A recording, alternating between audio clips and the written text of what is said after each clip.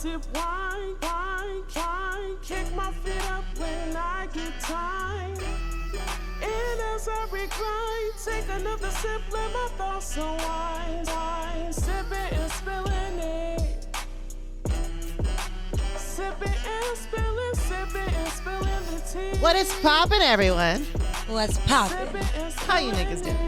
Niggas is doing what niggas do well. Let's be a bad bitch, you know? That's just when you can say pussy poppin'. No, that's when you not. say pussy poppin'. No, I'm choosing to save the pussy poppin' for another motherfucking I'm just saying, day. that was a perfect time to be saying we poppin' pussy. I'm a bitch of many hats, and right now I choose to be a classy hoe, okay? And with this hat, I wasn't going to say pussy popping on the handstand. I was going to say, you know, I'm feeling sophisticated. I'm feeling like, you know, that bitch. That's how I'm feeling. So how are you feeling? It's giving bad bitch. Hey. It's giving boss bitch. It's giving never ever treat me like I'm average. Her. It's giving the weather's trash. It's giving we're still looking good. Her. It's giving this is a season finale. It's giving season finale. It's giving we are doing great things with what we are doing and moving and shaking like how we're supposed to be moving and shaking. Bigger, better, bitches. It's giving we should have a story time, but I'm trying to figure out what it should be. I'm thinking, did I even have a story time? I feel like my life has been very lame. Why y'all niggas haven't took me out on a date lately? That's what I'm thinking right now. I'm like, I go on dates, but do I go on dates or do dates go on me? I don't really have a story time. The only story time I have is when that nigga was talking shit on my text messages when I was just like, whatever. Yeah. Y'all niggas haven't made our life exciting in a minute. Yeah. And I hate that for y'all. Like, y'all give us a reason to make bitches hate y'all more. They haven't done anything, but you know what we're doing? What we're doing. The girls are back at it again with another messy-ass episode of Sip and Spill where we create conversations. Oh, wow. Sipping wine. I go by the name of Thug Motherfucking Sammy. And I am ambitious. Sunshine on me. Trey. I like that song. I love that song. Lotto's growing on me.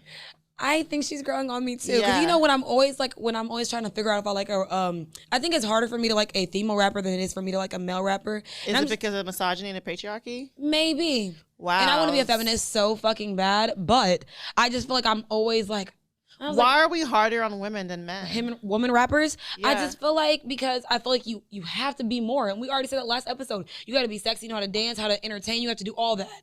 Like, you have to do more than men to, I mean, it's like, that's fucking life. We have to work 10 times harder than men to be considered like as equals. Yeah, but I'm definitely not harder on female performers or rappers and male rappers and performers. I treat them equally. The only reason I did not like Lotto at first because of her name was Mulatto. Yeah. And I felt like, why would that be your name?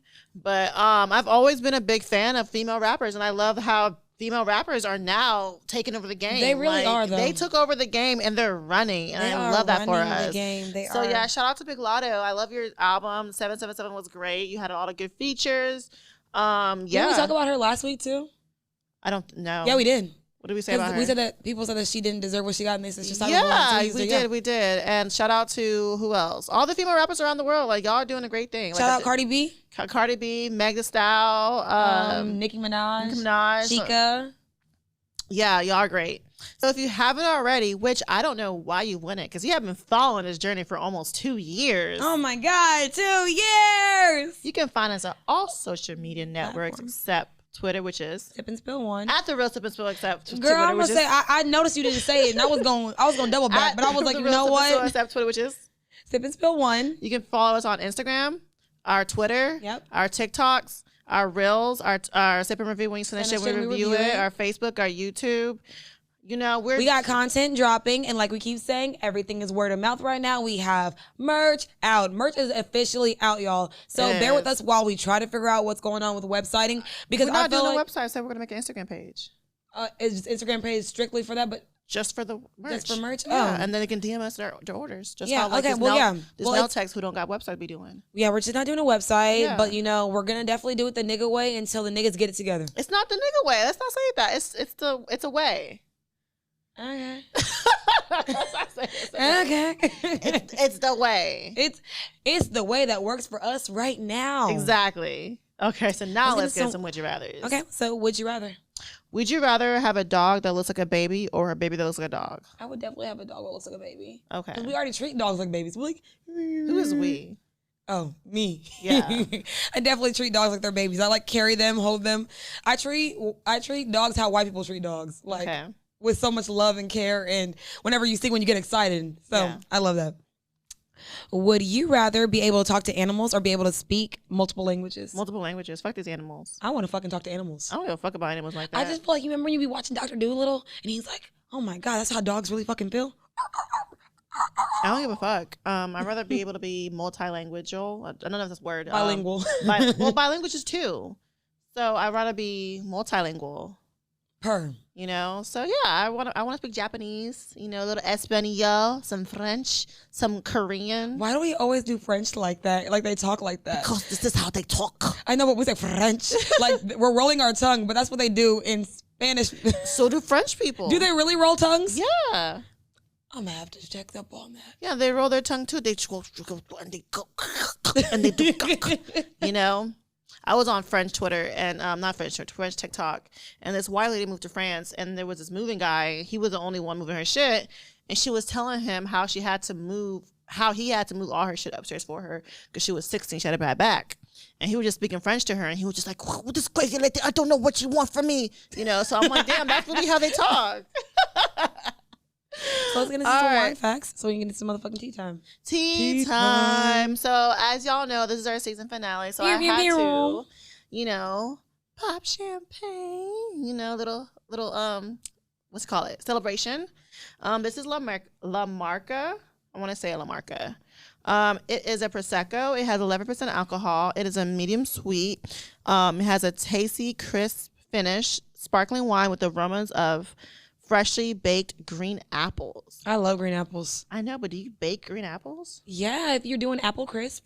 You put it in the oven? If you're doing apple crisp, you like put the stuff over it, and then it's like they make the apples softer and the crispy shit crispy. Yeah, my favorite apples are Honey Crisp apples. I hate sweet apples. Sweet apples are just like not it. I love sweet apples. This is not gonna pop crazy, girl.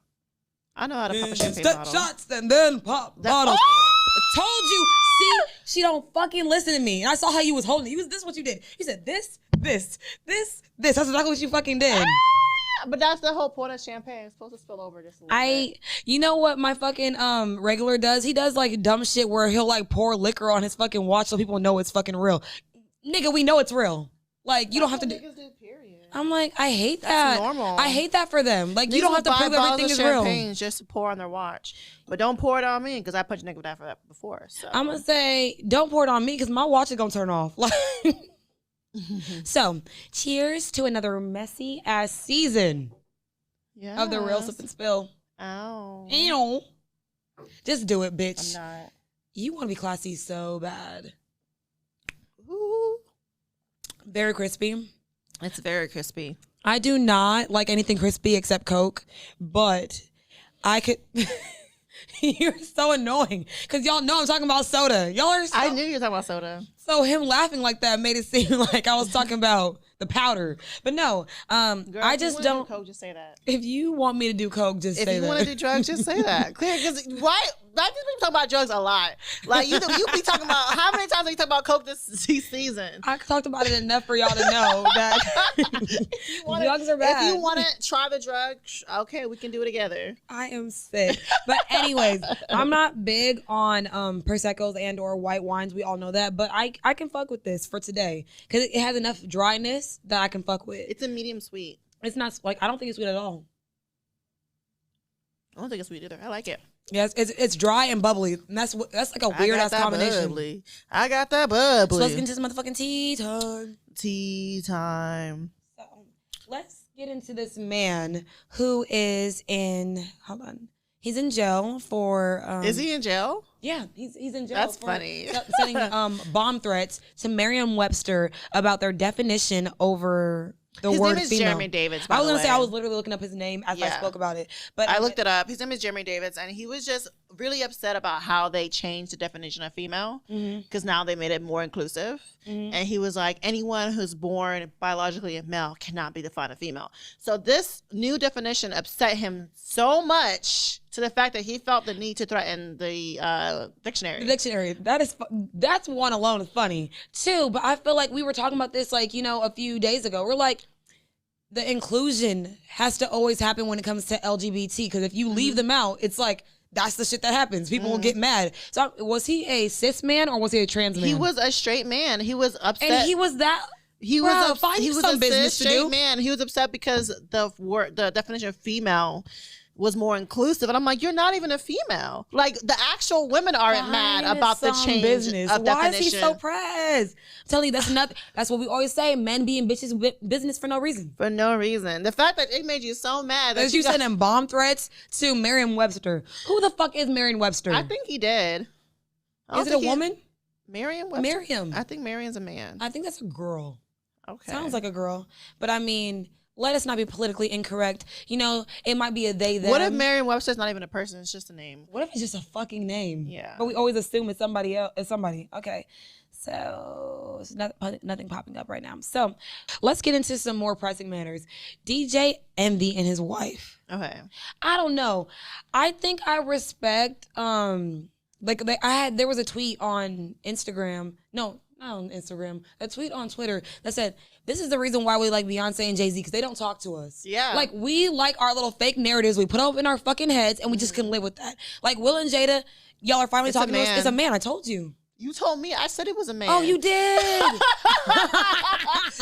oh my God. Naomi wants to be right. So look, I told you, bitch. I want to be right so bad. I was like, girl, it's a man. But fast forward to what I was saying. Yeah, it's like when celebrities talk to us and make us feel like we're actually important, it diminishes their exclusivity. If that makes sense. Is that the word? I don't feel like I should have that much access to you where you're responding to shit that I made up in my head.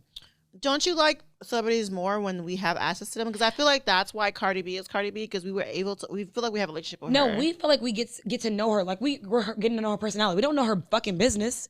That's true. We do not know anything. Like when she was going through shit with Offset, she didn't say shit. Yeah. But when it was like, so I'm saying she didn't respond to anything outside of like her live. And she was so let's talk about what DJ Envy and Gia was talking about. Yeah, we didn't even get to that. So Gia was on an interview and she was saying how for the first 10 years of their relationship, that's a long time. He did not know how to make her orgasm, and she would fake it just for his ego to make him feel good about it. And it took him a while to learn her body and to learn what made over her. 10 years to learn a bitch's body. Who else was he fucking? Let's find out. It took him a while to learn her body and learn what would make her, climax. Mm-hmm. And I think it's honestly both of their fault. Yeah, it's her fault for allowing him to believe he was doing it. He was satisfying her. And he wasn't. And it's his fault for him not even asking the questions to make sure what he was doing was satisfying. Yeah. So me being me, I would not have sex with a man who can't satisfy me. Mm-hmm. I will and have before stopped in the middle of it because I was not enjoying it. I have no reason to make you feel good about yourself. But if the sex isn't good for me, sex is, to me, I feel like does not have to be good for only one person. Facts. I will not allow myself to have bad sex to appease your ego. And if you are giving me bad sex, I will give you the opportunity to correct it. I'll give you a couple more chances to be like, hey, this is what I like. And if you continuously to not do what I like or can't get to the level where I like it, I'm going to leave you alone. I don't believe in one bad fuck, that's it, cut them off. Like, guys get nervous. It's not, sex the first time is sometimes awkward. You never know. Awkward. Yeah, so it's not, I don't believe in cutting niggas off the first time of bad sex.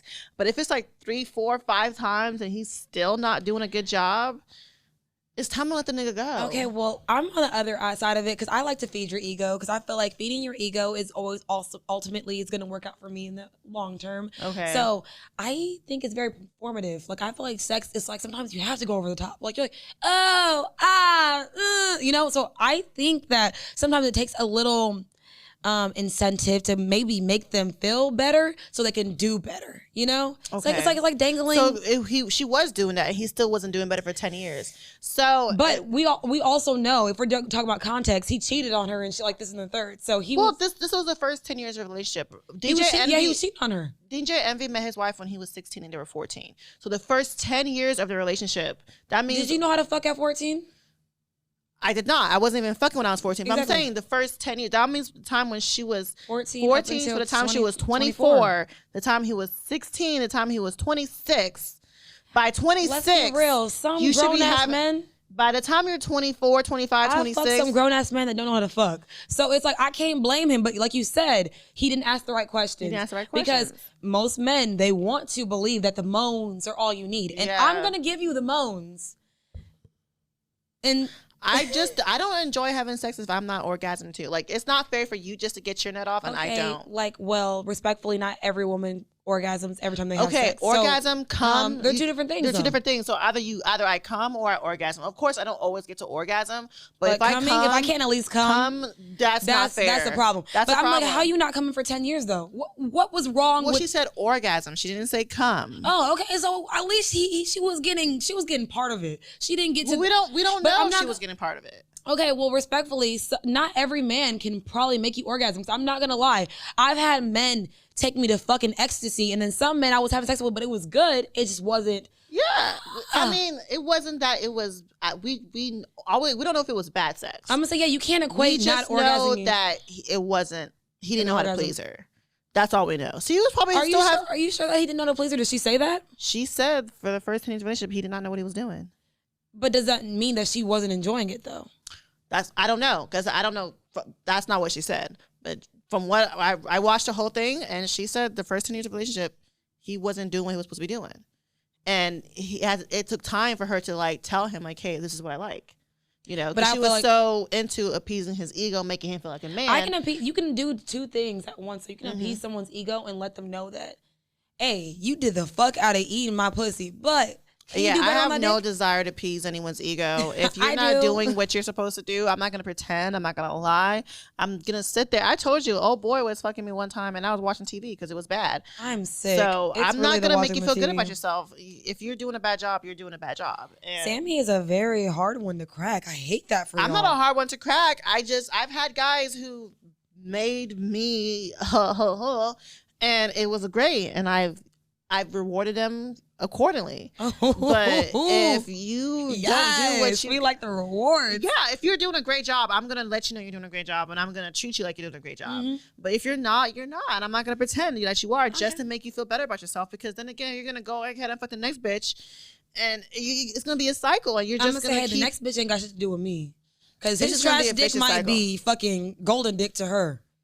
It's all subjective. Let's be real. Dick is subjective. So let's get into it. There was this man that made this whole post that he asked a girl that he's been speaking with, or like they've been dating. I don't know if they was dating. They were talking for like a year. He said, they've been talking. He said, we've been talking for a minute. I asked this girl for $100 and she kept asking me, when am I going to get it back? What you going to do with it? What do you need it for? A whole bunch of shit. And he said that he just planned a trip for them where he's paying for majority of the fucking trip, and she's asking him for what he's gonna do with $100. So, for me, you want to read the whole thing? Oh, you want to read the whole thing? Yeah. Okay. So they can get some context behind it. I asked this woman I've been talking to for a minute for $100. I get a, what do you need it for? When do I get it back? A whole bunch of questions. LOL. I planned a trip for us in the mountains in Colorado for 4 days. Hotel per night is $200. Whitewater rafting, $150 per person. Zip lining, $125 per person. Hot air balloon, $250 per person. SUV. I said, not me over here trying to make Special this victims unit. I know, right? SUV rental, $80 a day, not to mention food costs. I had all this covered. Just canceled everything and got my deposits back. I didn't need the $100. I was just seeing if this was the type of response I would get if I asked for it. I didn't ask when I did get my money back or when I was planning the vacation. I was just handling business. People don't think long term. That's true. People don't think long term. I think in that position, do you feel like you would give a man $100? That you've been talking to, and y'all have a trip planned. Like she didn't know the trip was planned. Though. Oh, she didn't know? No, okay. She didn't know the trip was planned. To me, I don't think there's anything wrong with her asking, "What do you need it for?" I feel like if someone asks you for money, if it's not like someone that's like my cousin or my friends or whatever, I'm just like, okay. But she's been talking to him. Because you know me, if a man that I'm talking to, like... Ask you for money? Ask me, I mean, they don't, but I'm saying, if a man you talking to ask you for money... For $100? Yeah. I would give it to him because I'm able to. Yeah. So I feel like no one's going to ask you if they didn't really need it. But he did it as a test. But I feel the thing about testing people, I'm a fail every time. I don't feel like you should test people in relationships. I feel like you shouldn't, but I'm saying... I know men and their ego, so I feel like if you're asking, I think you genuinely need it. I don't think you're just trying to ask me for $100 for nothing. Yeah. And respectfully, because we are blessed, I want to say I am humbly blessed to be able to give you $100 and not think twice about it. But I do understand that some women are like, why the fuck you asking me for money? Because you're a man.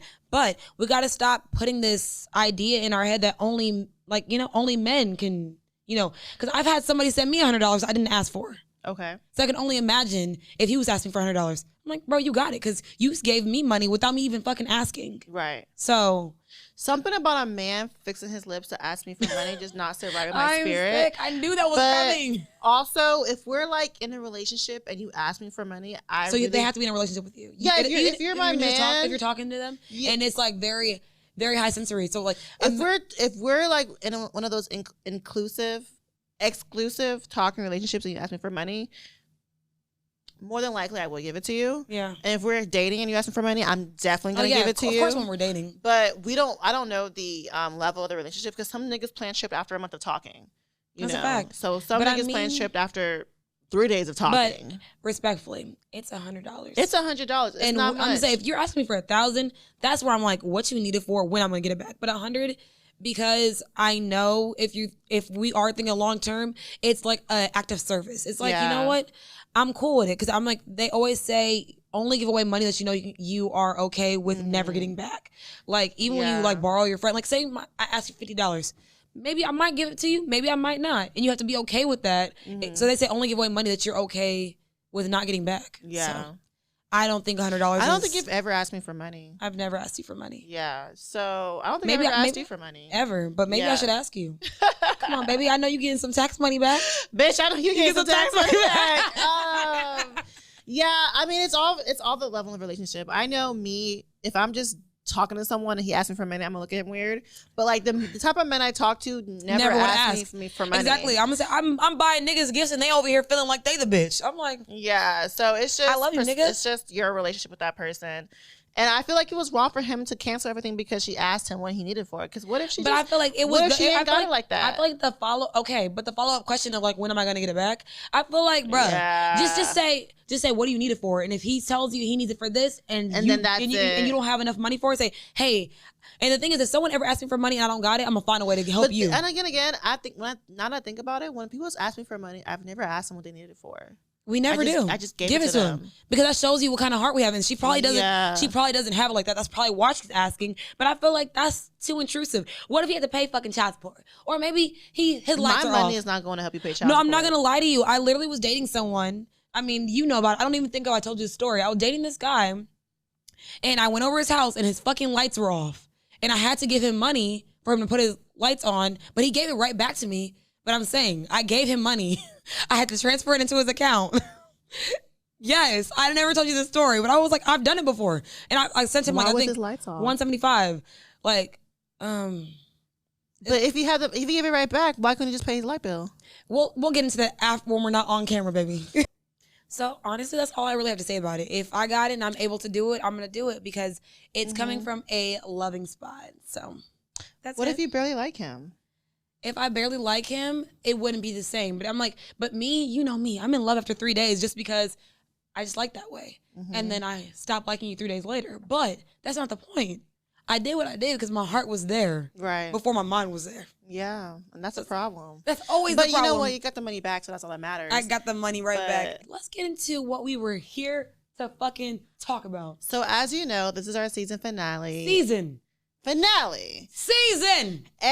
we're just gonna do a little walk in memory lane, we do this every season finale. I feel like we always we did it for last season too. Yeah, I mean we were talking about the 2000s, early 2000s, but I feel like we still like overall mostly we talked about our season. Well, I like to end the season this way, like let's just talk about all the good, the bad, the ugly, the crazy, just to remind y'all and help remind us how much really grown and changed throughout the whole season. We have grown, yeah. So, what are our personal journeys? You want to start, or you want me to start? You start.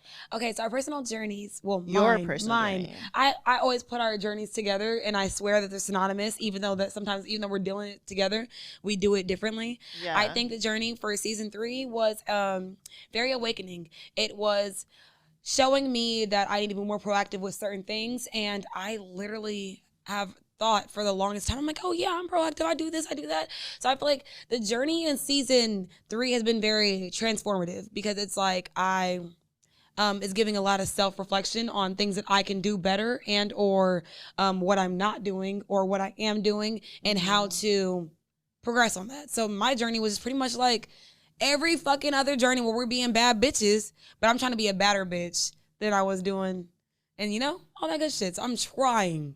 We're active working bad bitches. So how was your journey?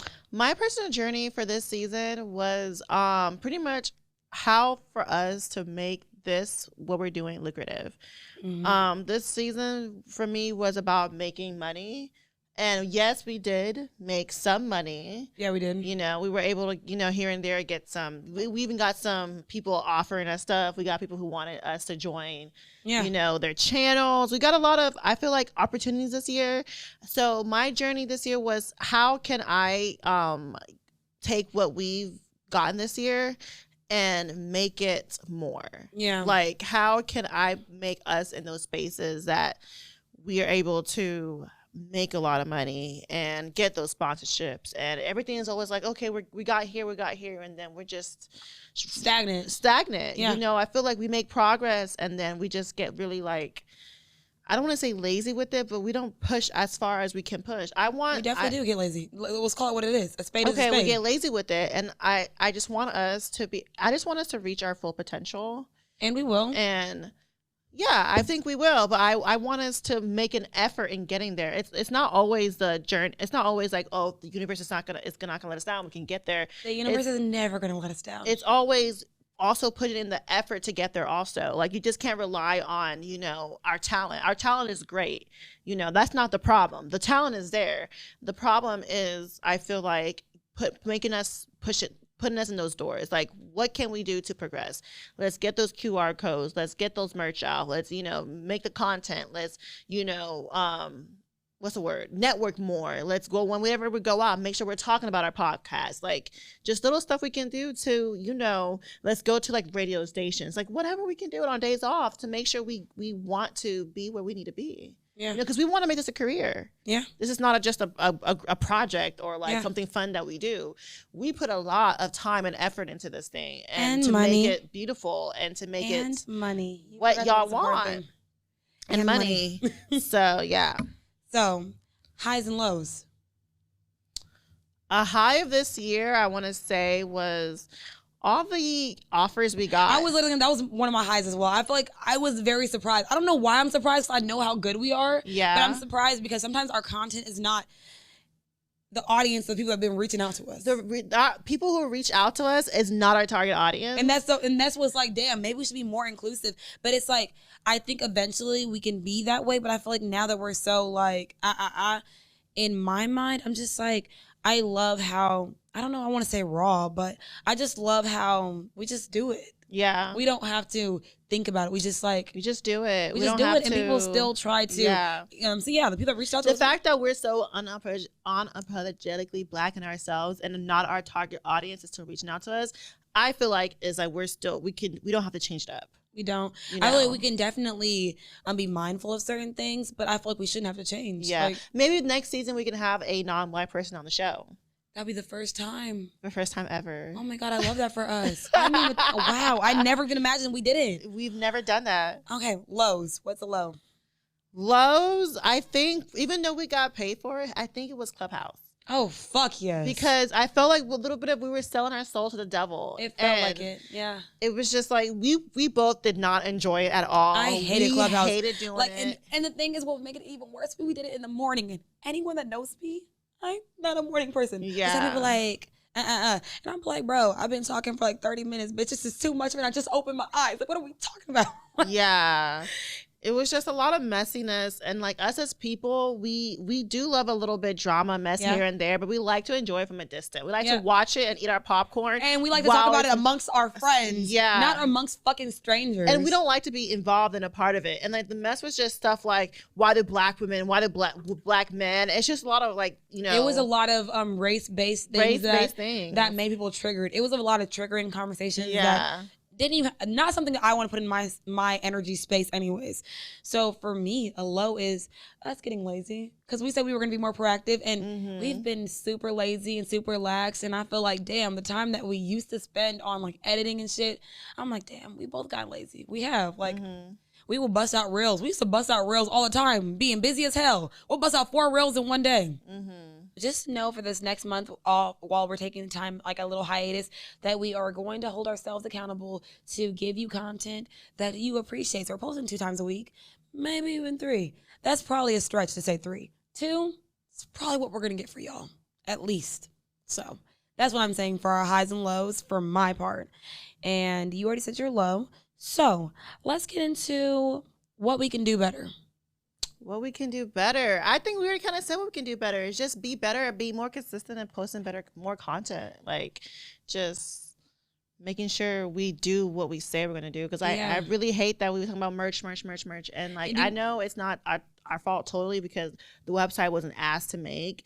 But honestly, and then it took us 80 years to get our fucking merch, too. It took us a while to start making the website, and it's not even just because we didn't want to, it's because we both work a lot, and not only do we work a lot, we have opposite schedules.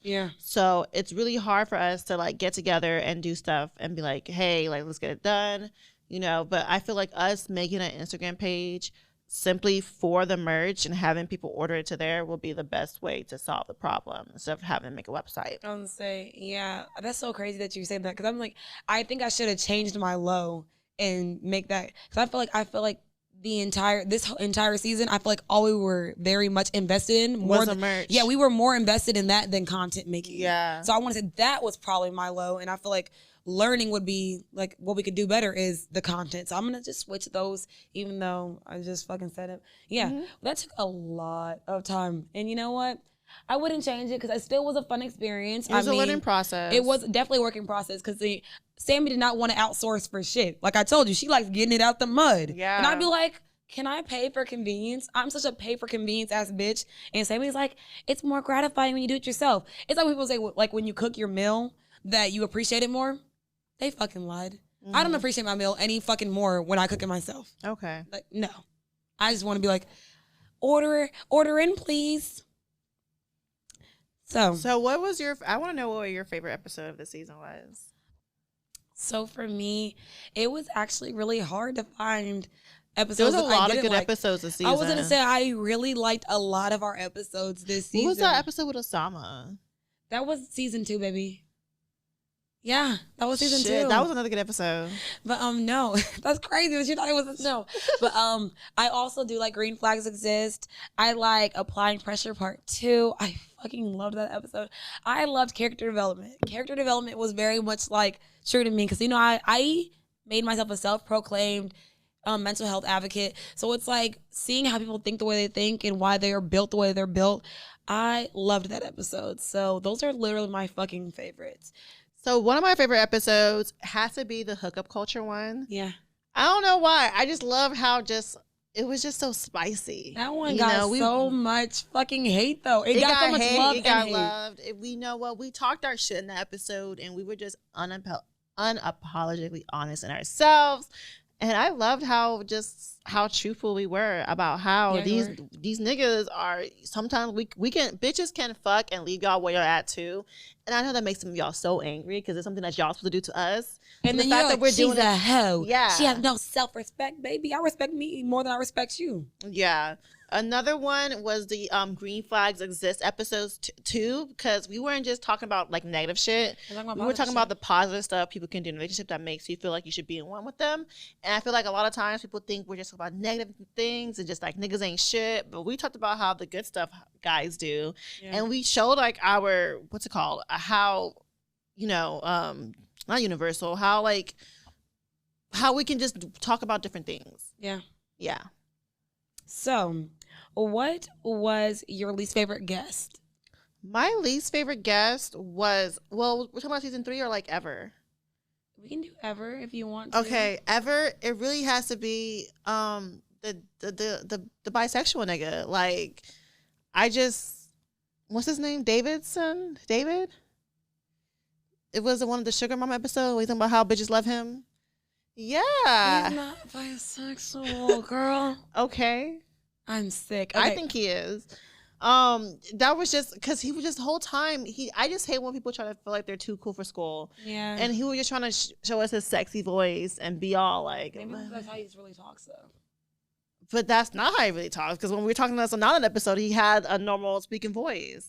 When he was on the episode, he was just like, yeah, I'm a ladies' man. He didn't have like a rose tattoo or rose. Girl, she's giving too many details away for this man, and I'm sick of it. It's 2 years after, so And she's still thinking about it. It was just you just really rubbed me the wrong way, and it was just like, dude, like you are not too cool for school. So If we're talking about an overall season, who I feel like is my unfavorite, I don't want to say the name, but I'm just going to give you reference and you'll know who I'm talking about. It's someone who comes on our podcast and tries to overtalk us, can like try to control the conversation. oh my god, I don't like people that do that. Granted, Yeah. I dislike people that try to take over our show just as much as I dislike people that don't add to what our if show. that's just their personalities and they just have a larger than life personality? Okay, but if you have a larger than life personality, you have to also know how to read the room. Because I know I have a very big personality, and I know sometimes I have to rein it in. Because sometimes niggas be like, that's just annoying, or So I feel like you have to think about perception of if you are coming on someone else's show, you're there to add, never to make it your fucking show. It's not the show. Yeah. It's the Real Sip and Spill featuring you. Yeah. So know your fucking place, know your lane. Not to be disrespectful, but know your lane, because you wouldn't be on this without us. Okay. So just as much as I dislike people that run the show, I don't like people that don't add to our show. So yeah, I don't like that shit. We had that one episode that wouldn't air where it was someone that I knew. Yeah. And that he was just a had bad episode nothing to add. add. Like it was just like you are just such a boring person. And then guess what we did? We invited his fucking friend we invited his fucking friend and did the same fucking and thing. did the same thing. So it was yeah. So there's only been one episode we haven't aired for this season, and yeah, that was so that's good. That's good. and that wasn't because of fault of our own. So yeah, we've been really, I think, better on who to add. But anyways, my least favorite episode I want to say was, even though I love these two guys, it had to be the Battle of the Sexes episode. Was the worst. I feel like that was probably one of our worst episodes this season. Yeah, it was the Battle outside of the conspiracy Sexes. theories, y'all, because I love conspiracy theories, but I hated that episode. Yeah, it was just the guys weren't. I don't think the guys were the problem. I just didn't feel like the energy and the talk. I don't feel like they gave what needed to be given for our first Battle of the Sexes episode. Yeah. So yeah, no, we're gonna call it a spade a spade. So what guest would you want to invite back and or not invite back? The only person I would think I would want to invite back is Osama. I really liked what he had to bring to the table. He challenged us. I feel like we're so biased because I feel like I was gonna say I want B to come back. I fully intend on inviting him back season 4. Okay. So I mean, we can maybe we can do a seasons of just like reoccurrings, like what people liked. Because I mean, I loved Osama as well, and we loved that episode with what's his name? Oh my God, Dell was another good one. That was a really good episode, and then really Wona. Wona was another good episode. I'm saying, like, when we have those really good fucking people, yeah, we support me. But I'm saying, when we have them really good people, like, I would definitely invite them back. I wish Wona's episode would have uploaded because the whole thing didn't come Wona's out. Episode was a really good episode. Yeah. So we're gonna ask. I wish we had more good episodes like this with women, though. But we hardly have women guests. Though. Yeah. Because I feel like with so maybe for season 4 we should work on having more women in our. We only episode. had like usually on average we always have like 1 to 2 female guests. I think season 2 we did really good. We did really good. We did. We had 4. Yeah, we had Jude. We had Rashanique, and that was a really good fucking episode. Yeah. The adulting. And then we had, who else was a female on season 2? The Girl Talk University. That was a good episode. That was competition, not not competition, but I think that was it. Oh yeah, we had 3. Yeah, 3. So this season we only had 1. So yeah, definitely. I guess we can work on having more women on the show. But the thing I is, feel like not women don't but say the yes. thing is, women not even they don't say yes, they flake on us. Yeah, they flake on us more than men do. That's how bitches are, though. How many times has a nigga asked us on a date and we said yeah, then we flaked on it? I just did it last week. I literally just did it last week Thursday, and he would literally tell me he was on his way to get ready, and then I was like, I'm repotting my plans. I can't go. I'm fucking sick. So we do it. I do it too. So what has this season taught you overall? This season has taught me that I can do so much better. I think I'm doing a great job, but I can do so much fucking better. I feel like, do you not, like we always say that you're your own worst critic though? 100%. Yeah, we're all into a secret critic, but I just feel like there's so much more I could be doing, and I'm not doing that. I could be in those spaces, in those podcasts and networks, in those events, and I'm not going and doing that. So why, if I want to put my podcast out there, I need to be in those spaces. Yeah. So This season taught me I just need to be more self-disciplined. Like I said earlier with the journey with this season, I feel like my discipline is always door here, door there, and we always joke about it, but no, my self-discipline can definitely be more like, Ami, focus. Not like she said, the universe is not going to take care of everything. You have to put, so yeah, I feel like in a different way, I think it's more reflective than it was more of like it's more reflective than it was about not caring about the podcast and where it goes. It's more of like what I can do to make myself more available to things that I know I want to get done. All right. One of our questions was, what is soft life and why girls think they deserve it? Soft life? Mm-hmm. What the fuck is that? Honestly, I've never heard of soft life. I don't know.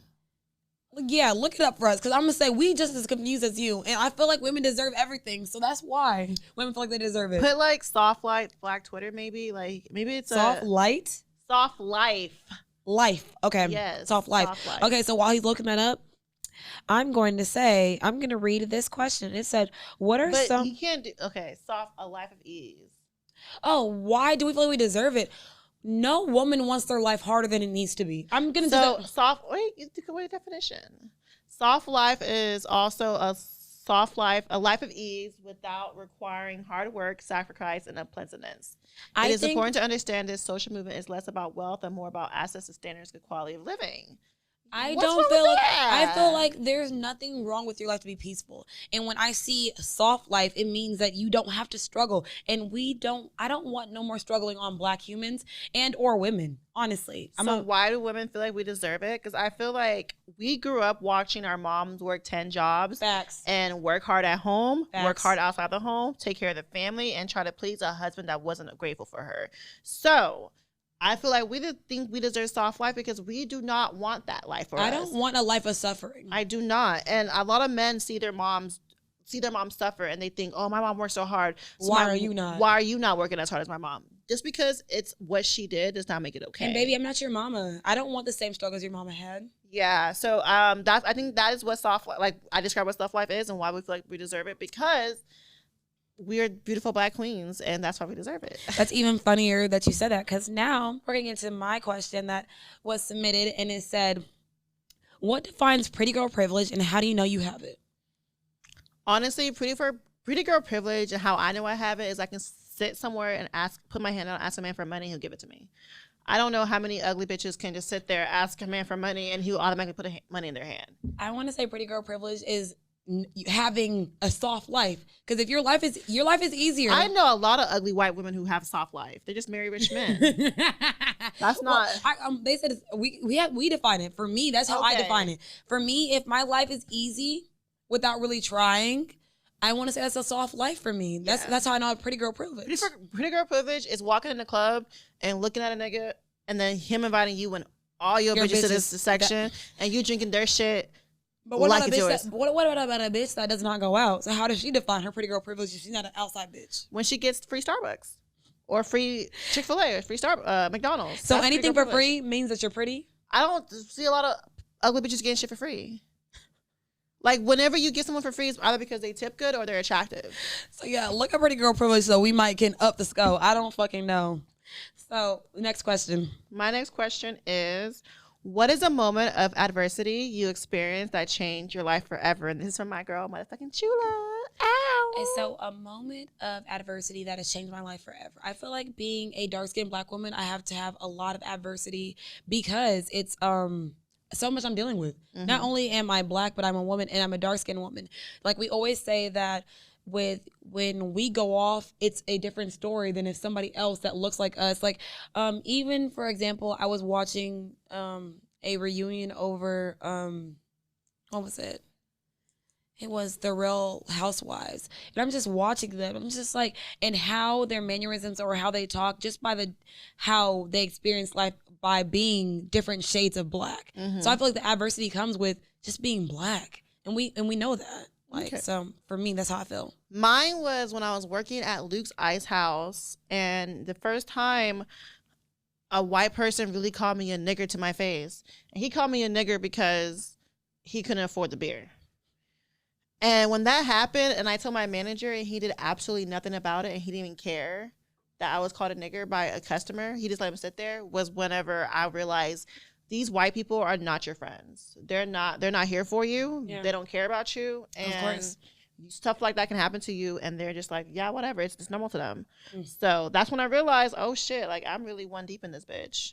So Pretty Girl Privilege, y'all, just to go back, it says Pretty Girl Privilege works on the principle that people who are deemed more attractive based on acceptable societal beauty standards have a upper hand in the world and are afforded more opportunities than us regular folks don't have. That's true. There's a whole Abercrombie documentary, and they were like, people who were more attractive got to work regardless of their selves. So even if you sold more, I'm gonna say, I feel like that's how the world works, and I feel like Yeah. I wanted to make an episode about Pretty Girl Privilege. You're like, I don't want to talk about that, but I'm like, it exists. It Yeah. literally fucking does, because it's like, not just pretty people privilege, period. Because like the people who are on like Love and Blind and The Circle and all these reality shows, you they're see it always all the generally time. attractive. No, but when they're not, you see the treatment. Like, no offense, when people are not for the Western societal views of what pretty is, I mean, like, because we thought that Deeps was cute, Yeah, but because, what's his name? Shake. Shake is so used to Western societal views of what pretty is, he considered her unattractive when they're from literally the same place. country. Yeah. And then even with people that are in places like But Asia, I'm saying and for or you Africa, to even get on that show, you have to be somewhat Relatively. attractive. Relatively. We don't see overweight people on that show. We don't Facts. see super dark skinned women on their show. We don't see, very looking Asian women. Like whatever that's not what Westernization feel like attractive, they don't even get on the But- show. on the other hand, when there are black men, they make sure that they're like extremely, because I'm gonna say, let's be real. Yeah. Oh boy, that's with Ayana. He's black as hell. If I saw him in the streets, I'm like, oh, he's attractive. Yeah. But I'm saying when it comes to our And features Ayana and is shit, very pretty. I know, but I'm saying for her to be very pretty, like like that's what I'm saying. For the people that look like us, you have to be extraordinary. Extremely, yeah. Because I'm saying people like, what's her name? Trish? What was her name? The white girls get to be average. Average. You gotta Yeah. be white, blonde The one that hair kept with going like fillers. Yes, that's what I'm saying. Average ass white bitch. You're super average, Yeah. but because that's what society sees as pretty, because you have fillers, that's your norm. Yeah. So that's all we're saying. So the next question is, let me pull it up. I just had it. What are some relationship requirements you don't feel like that are required? One relationship that I don't feel that are required is, I don't feel like you have to be married to live together. Yeah, that's a fact. I feel like I want to fill you out before I'm marrying you. I think a requirement that I have for relationships is That's not really required. that's not really required, and I might get some backlash for this, but I don't know how strongly I feel about actually being someone's like girlfriend. I feel like if we can just vibe out and figure it out, and because I feel like once you give a title for something, even with like you don't have to be married to live together. I don't know. I think once you give someone a title, it just changes the whole dynamic of everything. It's like the obligation, because I'm recently unpacking in therapy that I'm a commitment, like I literally have commitment issues very badly. And so I feel like that's why sometimes I move the way I move, because I don't want something so serious. But I think right now I feel like a required for me, you don't have to be my everything. You don't have to be my fulfillment, you know? I'm going to have to disagree with you, because I realized what relationship I had, and whenever we became boyfriend and girlfriend, nothing changed. And I feel like I feel that way because when I talk to a guy, we talk for so long that when we do eventually get the title, it's just like another day for us. But for me, it's But for like you, I'm it's- high sensory. Yeah. So it's like I will like you one day and dislike you the next. Exactly. So for like, I'm gonna say, if I was to date someone for 3 weeks and then they're my boyfriend, it literally would probably be disingenuous, because it's like I'm just like, going That's off such a huge change. But when we've already been doing this for months and months and we become boyfriend and girlfriend, to me, it's the next day because I'm we've gonna say, already yeah. been doing it. So I feel like more in my mind is probably gonna change. 'Cause, you know, women change our minds every fucking day. But right now, for me, a requirement, you don't have to be like my everything, my because you know when they're a boyfriend, they want you to be your best friend. Maybe that's what I'm trying to say. When they're your person, they don't have to be your everything. They're your friend. You're this, they're that, and that's too much pressure for one person. So I don't know how to explain it or do it, but not my requirement. I just don't need it. One of my questions was, "Why are you so cute?" And thank you. Next question. Not you listening, not you asking that question and saying thank you. I mean, it was a question, and I guess my mama. So just thank you. My next question is, why do women be so ready to sabotage themselves just to get revenge? Because we hate y'all.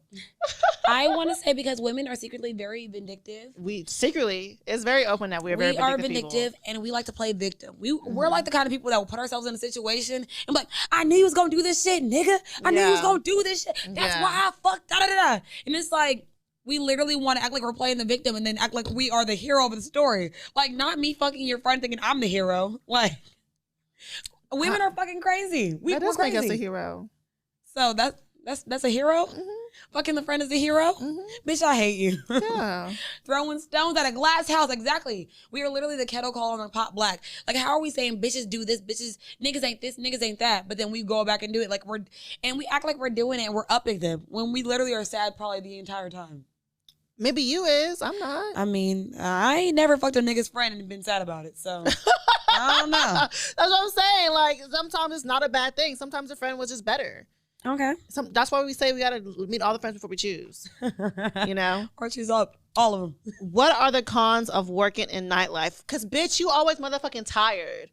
That's what it is. You're always tired. You're always around people drinking.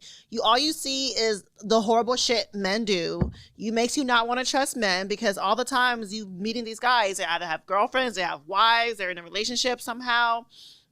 So it just makes you mistrust men Honestly, no. Yeah. And another thing I feel that is the con to working in the nightlife is it literally sucks the life out of you. It does. It's like you have to have a certain personality and or demeanor to deal with the people because some people will literally run you the fuck over, run you in, run you out. Like I'm saying, I'm very fortunate to work at a place where I'm not being pimped out and or like selling my soul. Because I mean, let's be real. There are some nightclubs where you got to look a certain way. They're pimping you out. Just certain people.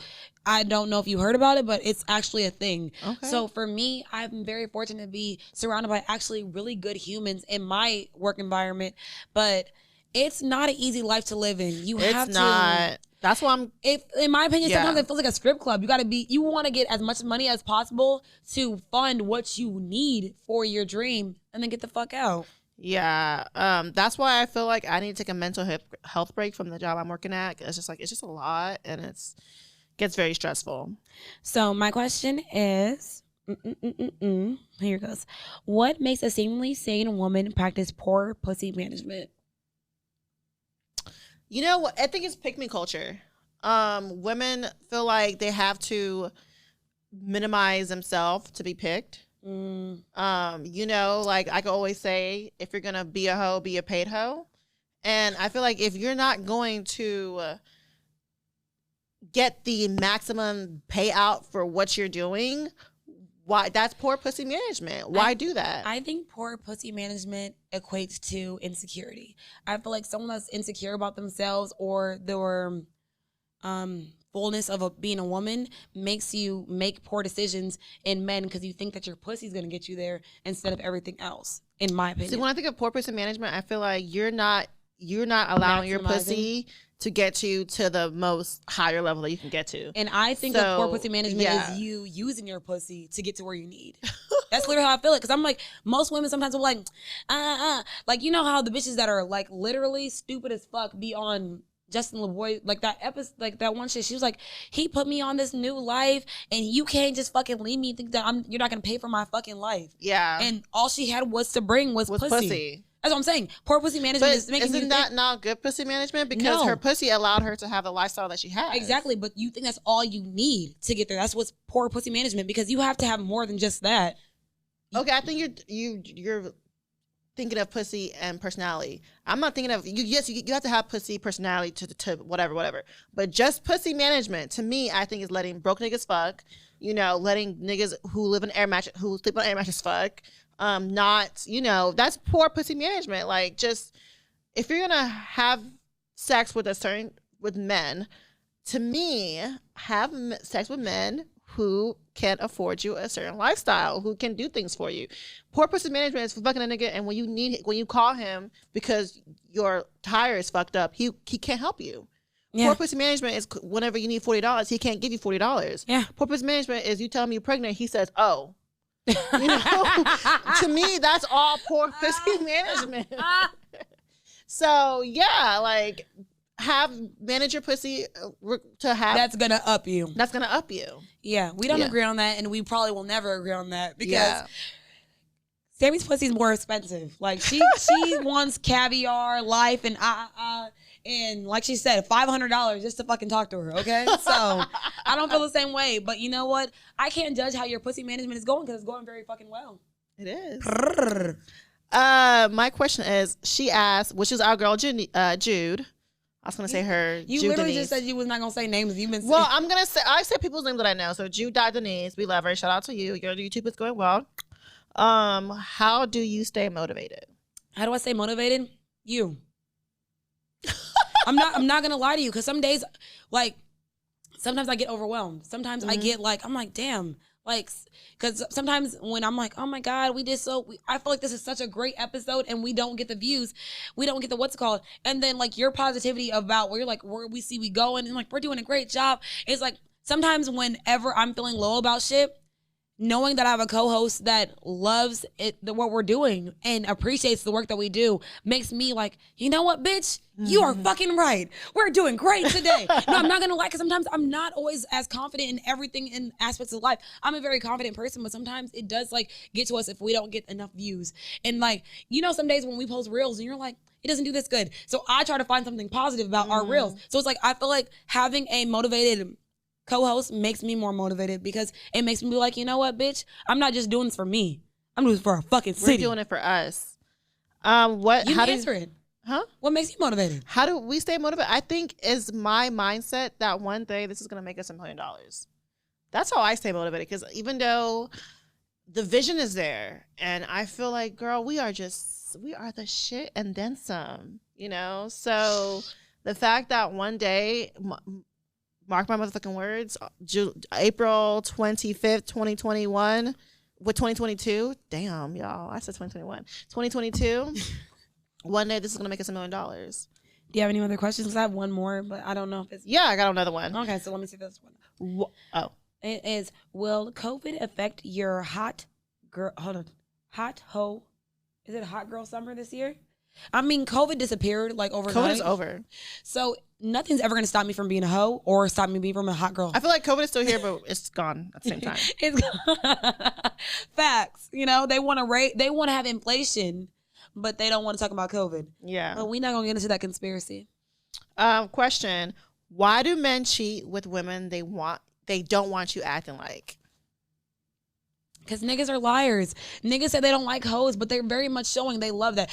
I'm saying men want two things synonymously. They want a hoe and they want a fucking housewife. They don't want you to go out too much, but they want you to cook. They want you to clean, but read books. Like, I feel like men want these more than life caricatures because they are addicted to fucking porn. Mm-hmm. So they assume that we can fill their sexual desires, but men are not speaking for all, men love their wives and they love their life, but they want something that sparks their animalistic side, if that makes any sense. Okay. Because I mean, just for me, for example, I love a very well-worked man who got his life together, but I also like a man that like fucking turns me on, turns me the fuck on. And I feel like sometimes they don't come in the same person. Mm-hmm. So sometimes they don't. Why do men cheat on women they don't want acting like? Well, why do they cheat on their girlfriends with women they don't want acting like? I think it's because it's more of the conquering thing that men have, you know? When they see a girl that's doing the damn thing, they're like, oh, let me see if I can tame her. And that's just just the side thing I think of. I think it's also the fantasy too. It is a fantasy. It's the feed into like, oh, you know, like there's a whole saying, a lady to the streets and a freak in the bed. And like you said, sometimes she don't turn you on. Sometimes the girl that you marry isn't a freak in the sheets. Like, if you want a girl who's always gonna be a freak in the sheets, marry a hoe. Like marry a hoe. Like, it's true though. Marry a girl that satisfies you. Like marry a freak bitch. Like you can't marry the Virgin Mary and expect the Virgin Mary to only to turn out to be a hoe. Because you're looking at the Virgin Mary as a woman that's gonna raise your kids and be the person, but you also have to realize a very big part of relationships interpersonally, like you have to have that passion, in my opinion, because I feel like if you do not want to fuck your wife every day and or at least think about fucking your wife every day. Why do you think Offset married Cardi B? Because I want to fuck Cardi B and I want to hang out with her. Exactly. She's literally the combination of two things. She can go out, pop her pussy, be a bad bitch, come home and be a fucking wife. Yeah. Like, he made the baddest bitch, in my opinion. Like, I think Cardi B's a bad bitch. Yeah. But she's still a good fucking mom because she knows she can make songs like WAP, but she don't want her children to listen to it. Right. Same thing with Rihanna. Rihanna's a bad bitch, you know. She's a lot. And she got a bad attitude and she's sexy as fuck. She's still gonna be a mom. That's what I'm saying. Like, you need to, if you want a freak in the sheets, marry a girl who's already a freak outside of the sheets. And if you want a fucking woman that's gonna take care of your kids and love you and stand by you through all your fucking scandals, marry that type of bitch. But I'm saying, being that fucking lane, don't try to have two coinciding. Yeah. Like, it's gonna fucking work for you. It don't work. Because most times, bitches are only okay with you having two bitches if you got money.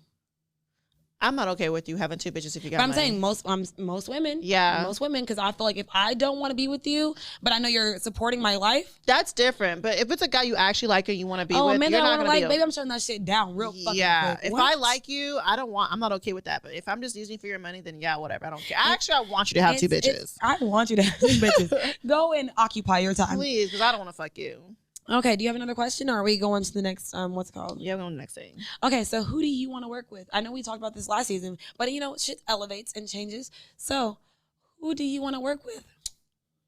I love this podcast, even though it's a couples podcast, and I don't know how we're going to fit into it, but and then we had sex podcast. They're so funny. They're just so funny and honest with each other. I love how she just be shutting his shit down. Like, and the thing is, it's like, they're not even like a big podcast, like where they're like lights and shit. They're literally, I think, in their fucking garage with fucking mics. Exactly. So it's like, it looks. Well, I don't know. It looks like they're in their home. It looks very much like, no offense, respectfully, very low budget. It doesn't look as grand as what other people put into their podcast, but it's still just as much relatable. And they have like 51,000 followers. Yeah, they have a lot. And that's why I was like, I'm not trying to discredit them because they have way more followers than us. Yeah. But I'm like, it just looks like they're just being themselves, and I love that. Like, I feel like they're not even they're not doing it for money. They're not doing it they're literally just doing it for pure joy because, like, you love this nigga and we have a great life together. Yeah. So I do like that. So having a husband that can do a podcast with, it looks like so much fun. Okay, so who do I like? Who I want to work with? I literally love Crew Season. They are Houston based. They're guys, and when I watch their videos, sometimes they be saying some real shit. But then there's other times that they trigger me. I just want to fucking combat it because I'm like, I feel like I have the energy to be able to, you know, talk my shit. So when we have a Battle of the Sexes 2, I think we should definitely invite them on and see what they give us or what energy we can bring out and or translate. I also like a podcast called Two Girls in a Rose.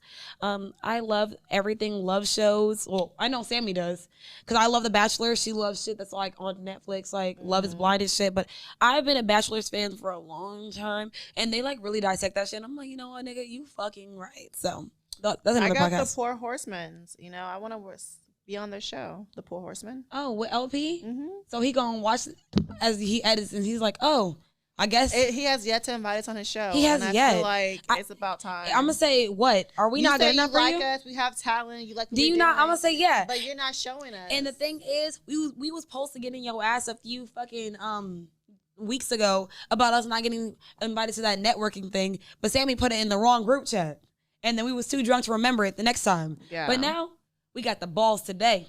And the last one is Hoda House Husband. I want to be on their episode. I fucking love them, even though that shit looks low budget as hell too. Like, man, the low budget ones be having more followers. They really do, because I feel like it doesn't matter about the followers to me. I just feel like how it looks aesthetically. I'm looking at aesthetics, and I'm like, they make me giggle a little bit, like, hey. Yeah. So yeah, I like them niggas. Y'all rock. So, networking in the podcast community and or how we can all help each other. Because I feel like this is the part where we're like, okay, we're here now, we're networking, we're doing, and we're like talking about other podcasts. I know you didn't want to call it etiquette, but I'm going to call it etiquette. So, networking. How do you think networking in podcasting will help and or, you know? I just think just like there was whatever LP had, like there was a whole podcast on networking. It just needs to be more of that. And we're talking about it, but I'm like, what are we doing to make it happen? Absolutely not a damn thing. So I wish more Black podcasts to just work together and, you know, do more crossover episodes. And, you know, I feel like we do it. But I don't feel like we do. I feel like when I say we, I don't mean just us. I mean like I see other podcasts who do crossover episodes. So I feel like as a Black podcasting community, I feel like we do it. I just don't feel like we do it on a grander scale. Mm-hmm. So maybe a live show and have like other podcasts come in and do their own shit going on. So I don't know what the formula is. I just know that we just need to work together because as a Black community, we know we have to work 10 times as hard to be on the podcast page. So, and I also feel that a retweet literally costs you literally no. But do we do money. that? Do we retweet? Do we? I retweet a lot of podcasts that follow because I mean on Twitter I follow a lot of podcast pages. When it's like a new episode drops, I always retweet it. Yeah, people do that to us. They retweet our little snippets. So I'm like, I want to show them some love, and I like do it excessively because like I'll probably go a week or two without doing it, but then I'll like retweet all of her old shit. And I'm saying, and a repost costs you no fucking money. And I think that people do that all the time with us on Instagram more so. We do get love. We get a lot of love on Instagram, but I'm saying it's not that hard for you to go to somebody else's page and just post it on your shit. So I'm just like, I just feel like sharing somebody else's work does not hurt you and it's not going to hinder your growth at all. So let's get into some motherfucking questions. Some questions. What is something you think we should invest in next season? Well, we already said a camera, and I definitely feel like we should invest in that. I feel like we should invest in. What should we invest in? Shit. As a podcast, I want to invest in us getting one of these. I want us to invest in one. I mean, I feel like we're getting enough in our taxes where we can at least find a girl, speak for yourself. Baby, you getting a good amount too, though. So I feel like if the investment is not crazy, that's something we could talk about. Because I feel like I don't want to invest in the same wine company that other people invest. Oh no. I know a whole different wine person, and or I want to invest in that. That's something I want to invest in because I know that we drink a lot of wine. People do watch us drink wine, so why not drink our own wine and or at least be in production or in talkings? That's something I want to invest in. Okay. What do you want to invest in? I want to invest in us making business cards, QR codes, getting like. I don't think we need business cards. I think we just need that little thing I sent you on the little pop-it. Well, I want to invest in that. Like anything that we can be out there and we can just give to someone to, hey, follow our podcast. I want to invest in that because it's really, whenever I talk to people on a podcast, it's like, okay, whatever.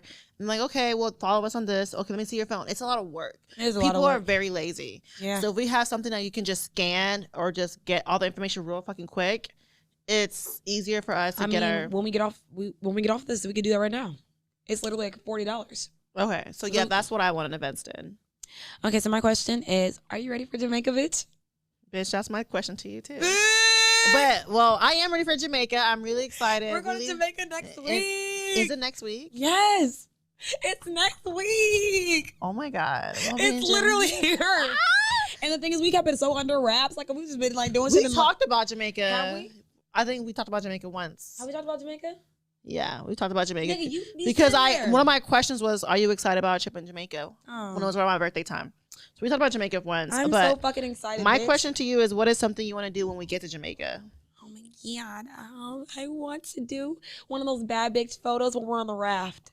We're on the raft and like, you know, the waterfalls in the background. Okay. I want to do a little clay thing. That's what I want to do. I want to do that clay thing where they just rub. I just really want to like vibe out with my fucking best friend. Yeah. Like, I just want to like be around you. We're going to smoke weed? Yes. We're going to get high? Yes. I just want, y'all don't understand. I love Sammy so much. And I'm so glad that we get to celebrate her birthday together.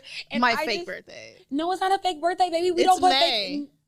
It doesn't fucking matter. It's still for your birthday. It's still for my birthday. And I I just wanted to love on my friend. That's it. We're gonna love on each other and have a great I'm fucking so vacation. fucking excited. I'm excited too. Oh my god, it's next week. Oh my god. And I mean, we already did this earlier, and I don't even know why, because I put this as like, what was your least favorite episode and why? And you talked about it before I even got a chance to talk about it.